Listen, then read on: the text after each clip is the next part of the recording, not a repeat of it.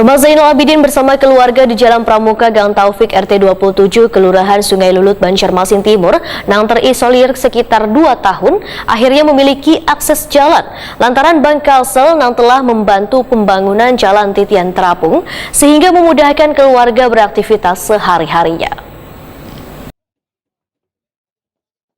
Rumah Zainul Abidin bersama keluarga di Jalan Pramuka Gang Taufik RT 27 Kelurahan Sungai Lulut Banjarmasin Timur yang terisolir sekitar 2 tahun akhirnya memiliki akses jalan. Pembangunan jalan titian dari bahan kayu one drum ini dibangun secara gotong royong oleh lurah wan warga. Ada sekitar 50 drum yang dirakit lawan papan serta diberi tihang terbentang di atas rawa dengan panjang sekitar 40 meter. Pemilik rumah Zainul Abidin, Wetakuni Prima TV Baisukan Sabtu 21 Januari 2023 merasa bersyukur dan berterima kasih pada Bank Kalsel yang telah membantu pembangunan jalan titian terapung ini hingga memudahkan keluarga beraktivitas sehari-harinya. Zainul Abidin pun sangat berterima kasih pada camat, lurah, serta warga di sekitar yang telah memberikan perhatian pada keluarganya hingga terbuatnya akses jalan untuk bisa menuju ke pemukiman warga.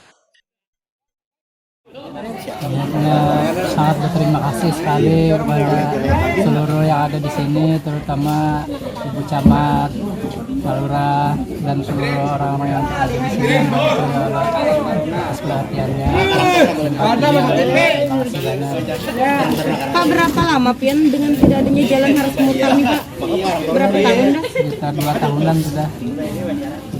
Kalau ada jalan apung ini biasanya lewat sana, bahaya di ujung gang sana.